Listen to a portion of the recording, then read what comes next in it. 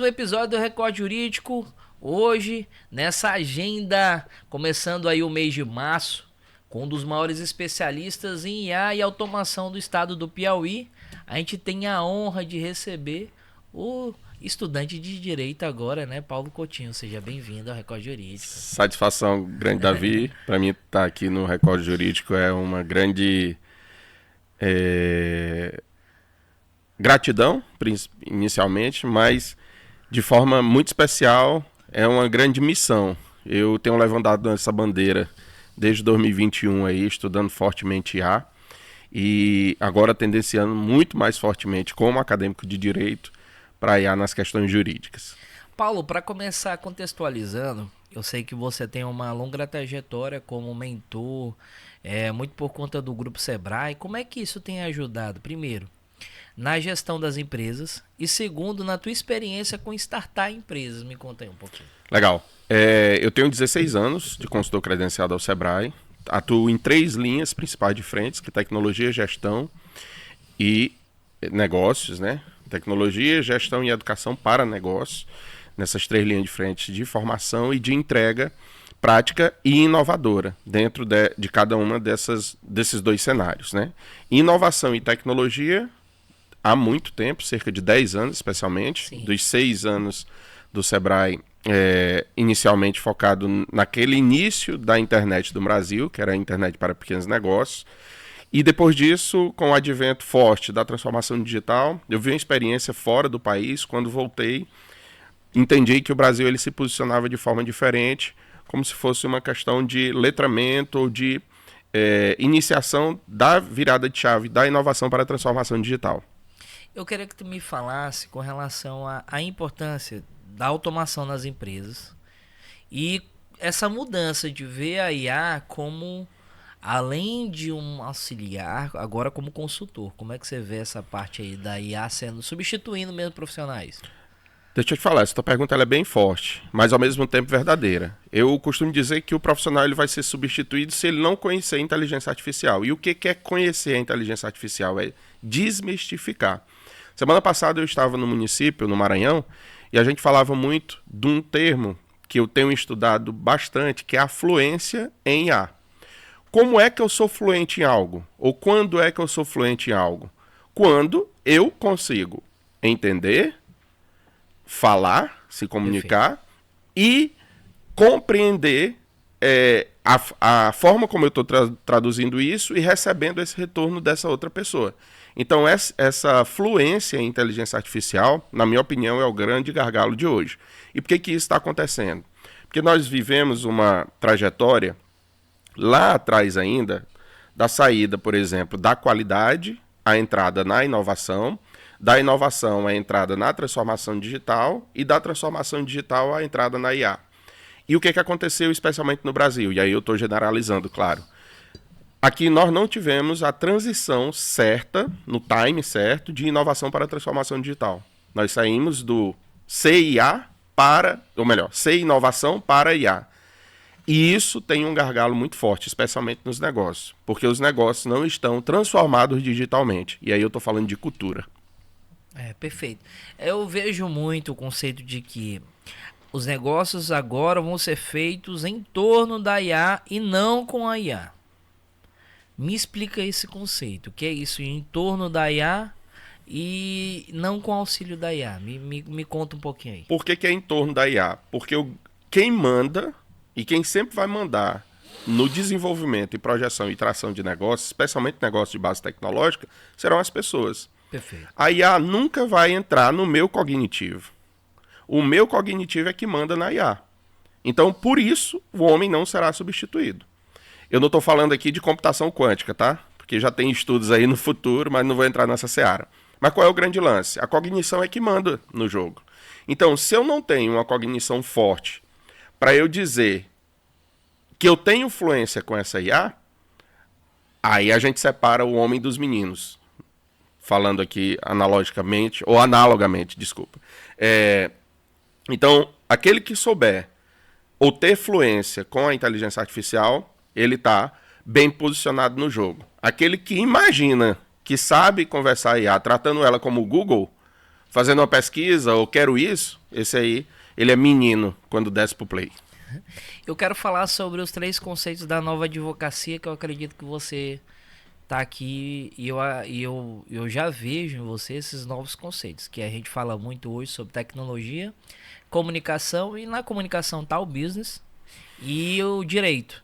Como é que a tecnologia ela pode, eu queria até pegar esse ponto de fazer com que os estudantes atuais eles saiam da faculdade. Eu não vou usar a palavra mais burros, não, mas menos esforçados, Ingênuos. mais ingênuos, muito por conta do uso da IA no ensino, né? Como é que você vê isso? Tá, eu vou te dar um exemplo clássico que aconteceu no meu primeiro período, que foi o seguinte fato. E, inclusive, por isso ter acontecido, nasceu a Jurizap, que a gente vai falar sobre ela posteriormente. Mas olha só, em sala de aula a professora pediu uma atividade, e lá foram divididos em 5 grupos. Desses 5 grupos, 2 grupos utilizaram o ChatGPT pago. E os outros 3 grupos utilizaram o ChatGPT não pago, aquele com limitações. Moral da história, os 2 grupos que usaram com o ChatGPT pago, a discussão foi muito boa, muito forte, dentro da temática jurídica que estava sendo levantada naquele momento, que, salvo engano, era história do direito. Então, qual é o ponto aqui, respondendo à tua pergunta? Se o estudante ele não entender que a IA ela é um apoio para ele se autodesenvolver de forma disciplinada, Perfeito. de forma compromissada e de forma inteligente, ele vai ficar refém dela. Aí eu volto naquele ponto que eu levantei, que é a questão da cognição. Se o cara não entender que ele precisa utilizar a IA para fortalecer ele enquanto profissional e ele ficar submisso a ela, porque ela sempre vai cuspir coisa boa. E ela sempre vai cuspir aquela resposta que você está perguntando.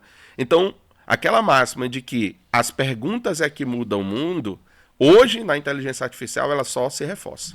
Ah, bacana.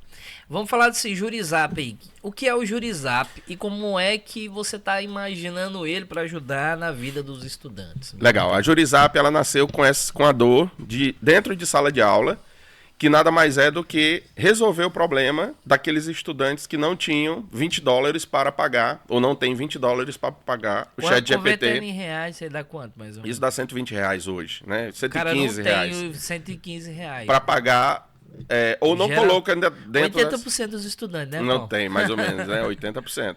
Então ele não tem esse valor ali fixo para poder garantir o ChatGPT assinado e ter aí um maior volume, um maior peso da inteligência artificial. Então a Jurizap ela nasceu com esse objetivo. E por que Zap? Porque ela está no WhatsApp do estudante.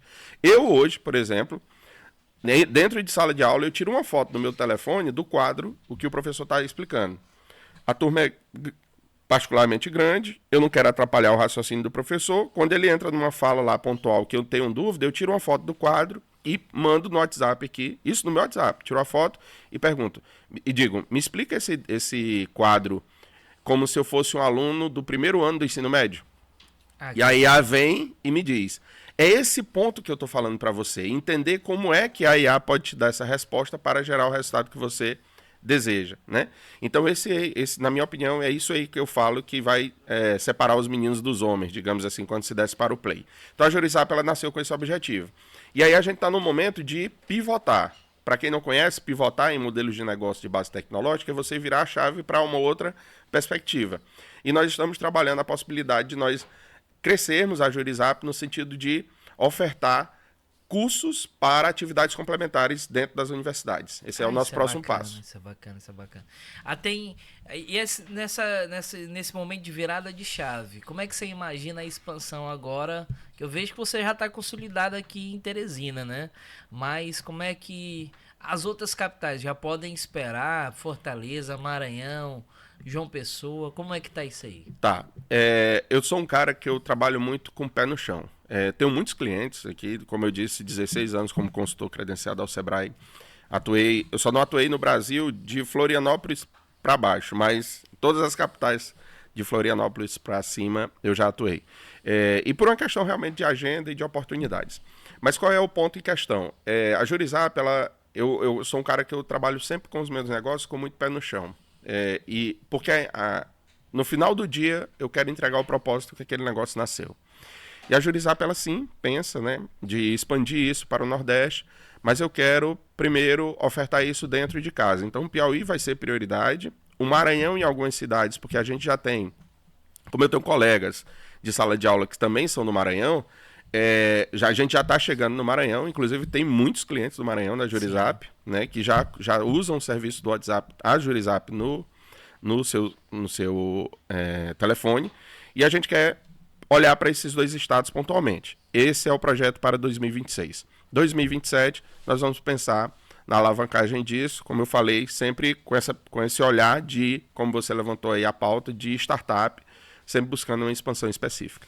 Paulo, agradecer mais uma vez a tua participação aqui no Recorte Jurídico. E eu queria, para finalizar, que você deixasse um conselho para qualquer estudante do Brasil que ele não pode deixar de saber durante o curso de Direito. Fica à vontade. Primeiro que é direito. Inclusive eu fiz um post hoje, né, tá lá no meu Instagram e no meu TikTok, sobre uma pergunta que um professor fez, americano, né, do que era direito, né? E um dos alunos disse, direito é justiça. Né? Então, isso aí nenhum estudante de direito pode deixar de ter como conhecimento básico. E o segundo, na minha opinião, é que aquele estudante que não estiver olhando para a inteligência artificial, você me pediu uma, mas eu vou dar esse segundo. Aquele estudante que não estiver olhando para a inteligência artificial como sua mentora, como seu apoio, não estou falando de muleta, eu estou falando de apoio realmente cognitivo, ele vai ficar para trás. E eu sou um cara muito polêmico quando eu digo isso, mas ele vai se tornar um profissional insignificante. Perfeito. Para quem quiser acompanhar mais sobre o teu conteúdo, qual é a rede social que ele pode seguir? Pode me seguir no paulocoutinho.br, tanto no Instagram quanto no TikTok. E lá tem os nossos contatos, tem material disponível gratuitamente para quem é empresário, para quem é empreendedor, lá no Instagram. Fique à vontade e sempre a gente está aí colocando coisas interessantes, né, informações interessantes, que eu acho que isso é que move o mundo e move a curiosidade que nós temos de sempre estar aprendendo. E eu sou um cara que eu fico muito ativamente aí rodando, adoro dirigir, então muitas oportunidades que a gente tem aí de viajar, conhecendo pessoas novas, movimentos novos e aí fortalecendo esse conhecimento para quem segue a gente. Para você que ficou até aqui, convidar você para compartilhar, curtir e hypar esse episódio. E também o Jurizap vai estar muito por aqui em 2026, hein? O Recorte Jurídico é um apoiador oficial do Jurizap. Em todos os estados que a gente tiver, a gente vai poder falar um pouquinho sobre esse produto novo que vem para ajudar na vida de você estudante.